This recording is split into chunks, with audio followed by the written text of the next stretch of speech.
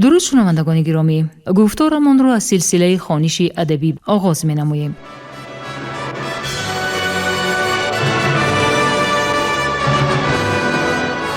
با توجه شما کتاب کسینوفونت تحت عنوان کروشنامه در ترجمه، تحریر، سرسخن و توضیحات دکتر علم‌های فلسفه پروفسور رمضان نظریف در قرائت کارمند شایسته تاجیکستان علیزاده عبدالرشید خوجمقل تقدیمتان می‌گردد.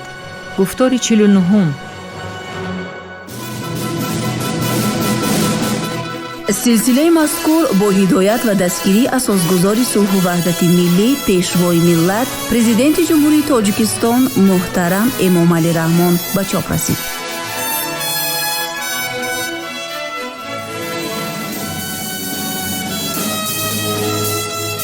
کروشنامه اثری است که تربیه سرلشکر و حاکمی آرمانی مردم فارس را در دوره هخامنشی‌ها تصویر می‌کند. آن همچون رمانی تاریخی، ترجمه حالی و دستورنامه اداره کنی و راهبری تعبیر می شود. در آن در برابر هنرهای جنگی و لشکرکشی و صنعت جنگ و محاربه ها، همچنین دستورهای سیاسی و اخلاقی در آمیزش با قصه های مردمی، ترجمه حالی و تخیلات بدیعی تصویر می یابد که اکثر آنها در دایره طبقه برگزیده افین صورت گرفته است. همچنین کروشنامه درباره خصلت و سیرت کوروش بزرگ معلومات می‌دهد.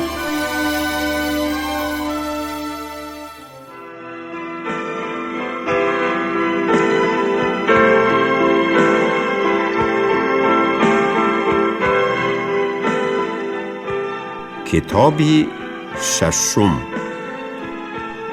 بابی یکم.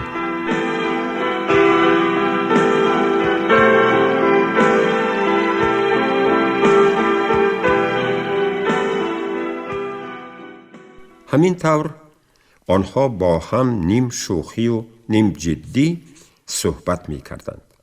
ولی نهایت که اکثر از خیمه‌اش بیرون برآمد که در تن لباسی ایدانه پوشیده بر تخت مادحال نشست. چون همه آنهایی که باید حضور می داشتند جمع آمدند و سکوت حکم فرما گشت که اکثر گفت: هم پیمانهای شجاع، از بس که من در میان شما قرار دارم و به سن و سال از کروش کلانترم، شاید از روی انصاف باشد که صحبت را من آغاز نمایم. با فکرم حالا وقتی مبادله افکار درباره آن است که آیا دوام دادن جنگ اهمیت دارد و یا وقتی پراکنده کردن لشکر رسیده است. بگذار هر کس در این باره چه طوری که اندیشه می کند سخن راند.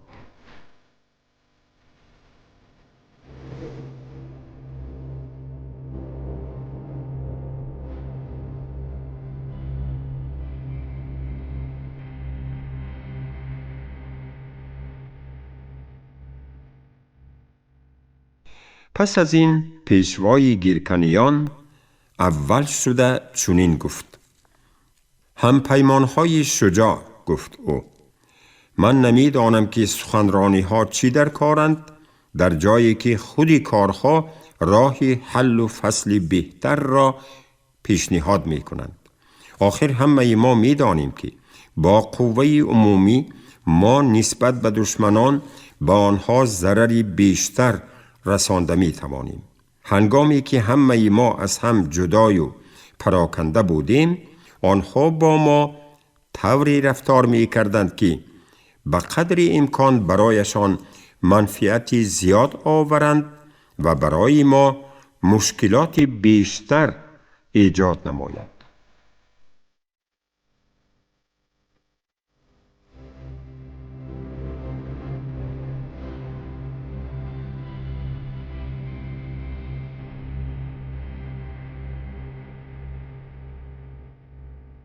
از پس او سروری کدوسیان سخن گرفت: برای ما باشد درباره به وطن برگشتن و ویران کردن پیمان سخن راندن موافق نیست.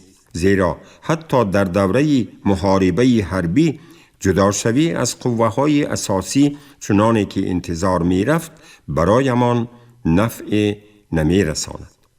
در مدتی کوتاه ما در علاهیدگی از همه باقی مانده لشکرتان به نبرد وارد شدیم و آن برای ما خیلی گران افتاد که واقعاً درباره آن خودتان خبر دارید.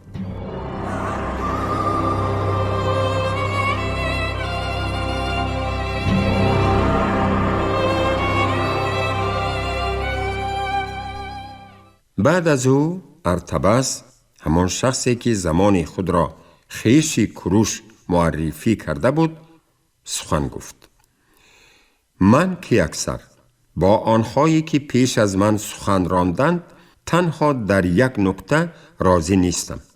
آنها اظهار می کنند که برای ادامه جنگ در اینجا ماندن لازم است. من باشم تصدیق می کنم که من محض زمان جنگ می کردم که در خانه بودم.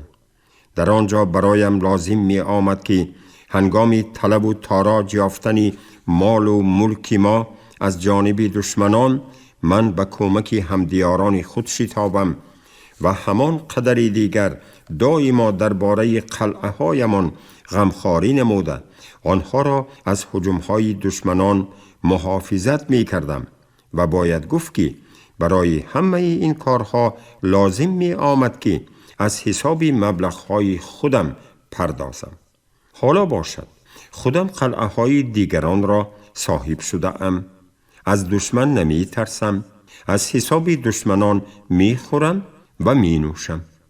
همین طور حیات در خانه خدمت حربی بود و حیات امروزه باشد عیدهای پی در پی است و بنابراین به خلاصه آمد او اصلا من تمنای پراکنده شدنی این مجلس تنتنوی را ندارم.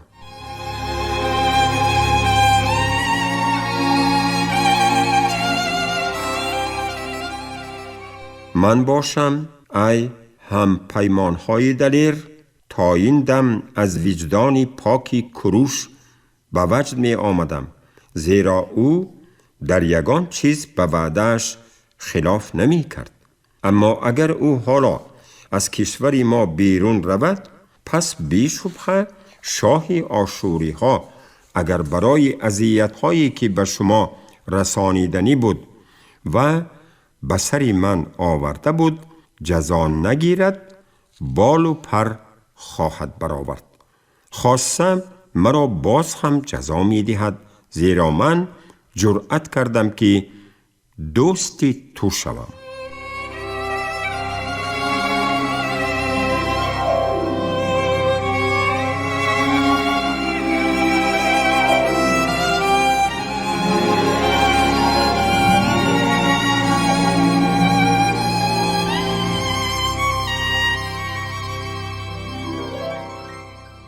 پس از همه آنها کوروش سخنرانی نموده گفت: برای من هم ای جنگاوران روشن است که اگر لشکر را پراکنده سازیم، قوه ما کم شده قوه دشمنان باز هم می افزاید. آخر آنهایی که ما از دستشان اسلحه مصادره کرده بودیم به زودی صاحب اسلحه نو و آنهایی که از پایشان را از دست داده بودند به دیگری آنها صاحب خواهند گشت. جای جنگاورانی هلاک شده را جوانانی نو می گیرند. از این رو ما نباید در حیرت مانیم که آنها به زودی باز ما را به تشویش خواهند آورد. پس چرا من از کی اکثر خواهش کردم که مسئله پراکنده کردن لشکر مورد محاکمه قرار گیرد؟ بدانید که من این کار را از ترس و هراس در نزد روزهای آینده بجا آوردم، زیرا می بینم که چطور دشمنان به ما نزدیک می آیند و اگر جنگ را با اصولهای کهنه دوام دادن گیریم ما با آنها مبارزه بردن نمی توانیم. در واقع زمستان در پیش است و غذا در حالت بهترین برای ما کافی است. اما قسم به نام زیوس آن نه برای اسبها، نه برای خدمتگاران و نه برای یک قطار جنگاوران عادی که به آنها ما مبارزه را دوام داده نمی توانیم نخواهد رسید.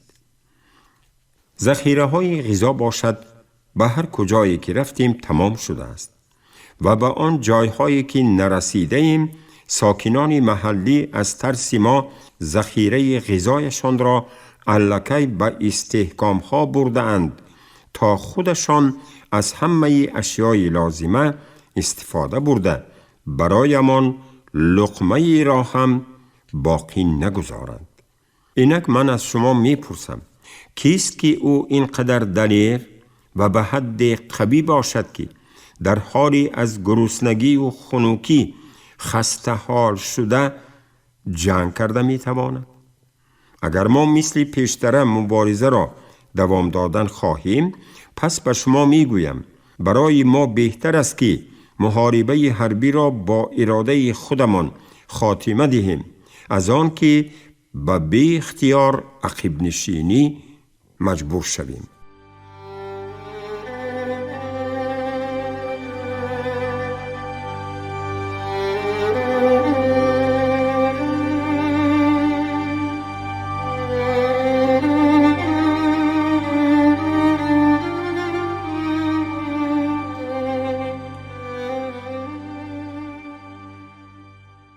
اما اگر به طور جدی دوام دادن جنگ را خواهیم، پس به شما مصلحت می دهم که چنین کار را به اجرا رسانید.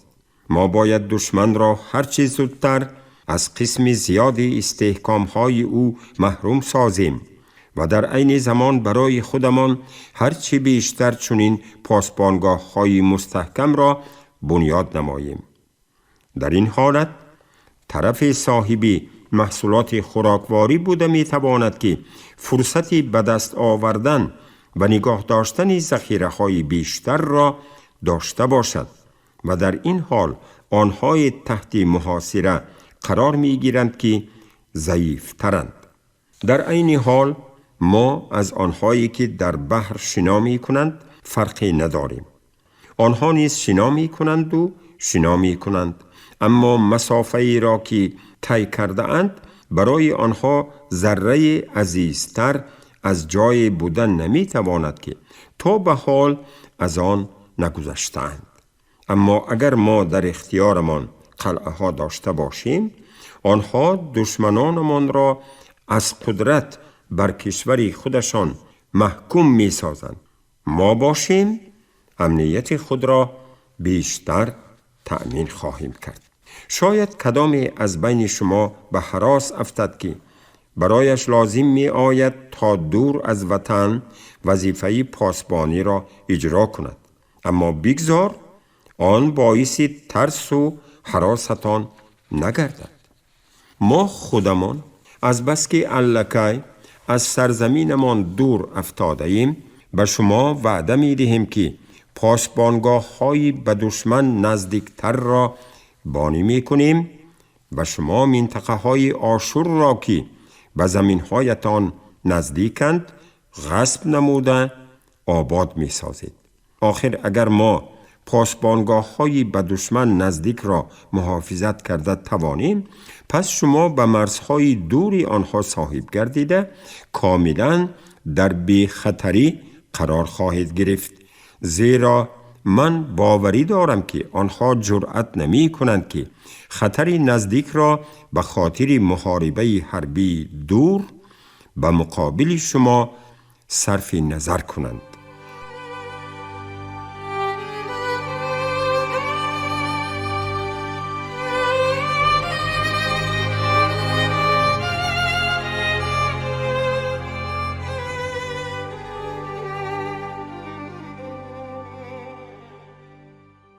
همین که کروش نطق خود را به آخر رساند، همه حاضران به استثنای خودی که اکثر به پا خیستند و اظهار نمودند که آمادند طبق این نقشه عمل کنند. گدت و گابری باشند اظهار نمودند که اگر هم پیمانها راضی شوند و هر یکی آنها قلعه های نو می سازند تا که آن هم برای هم پیمانها همچون تکیه‌گاهی به کار رود. در آخر کروش دید که همه اشان برای اجرای تکلیف‌های او آمادند. گفت اگر ما در حقیقت بخواهیم کاری را که لازم می‌شماریم انجام بدهیم، پس ما باید زود اسلحه محاصره‌ای را برای تخریب نمودن دیوارهای قلعه‌های دشمن و بناکاران را برای ساختن استحکام‌های خودمان تأمین نماییم. بعد از این که اکثر وعده داد که خودش به استحصال یک تجهیزات محاصره‌ای مشغول می شود، دیگری آن را گدت و گابری، سیومش را تیگران وعده دادند. خودی کروش اظهار نمود که برای استحصال 2 تای آن تلاش خواهد کرد. وقتی که این قرار قبول شد، همه به جستجوی استاها و تیار نمودن تمام چیزهای ضروری برای ساختن دستگاه‌ها دست برزدند. برای راهبری این کار آدمانی مخصوص تعیین گردیدند که آنها برای چنین کار موافق‌تر به نظر می رسیدند. چون کروش باوری حاصل کرد که این همه مدتی طولانی را می خواهد لشکر را در مکان جایگیر نمود که به عقیده او برای آدمان سالم‌ترین و برای آوردن مواد ضروری دسترس‌ترین بود. و درباره آن غمخواری می کرد که راه‌های جانب قرارگاه را که به محافظت نیاز دارند مستحکم نماید تا که قسم قوه‌های نظامی که باید در اینجا باقی می‌ماند حتی اگر با قوه‌های اساسی به مسافه خیلی دور پیش می‌رفت در وضع بی خطر قرار گیرد.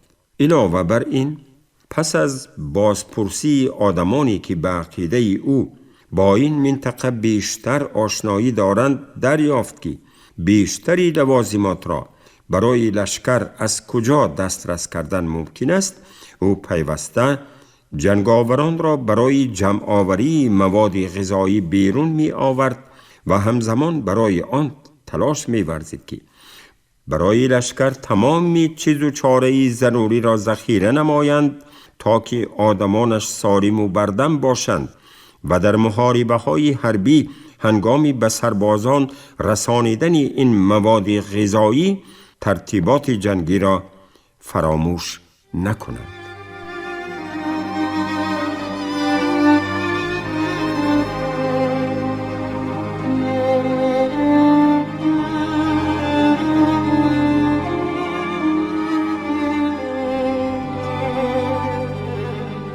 شما گفتار 49 را از سلسله خوانش ادبی از روی اثر کسینوفونت تحت عنوان کروشنامه در ترجمه، تحریر، سرسخن و توضیحات دکتر علم‌های فلسفه پروفسور رمضان نظریف در قرائت علیزاده عبدالرشید خوجمقل شنیدید. کارگردان شیرعلی نغزلی، صدابردار کریم جان حمیدزاده.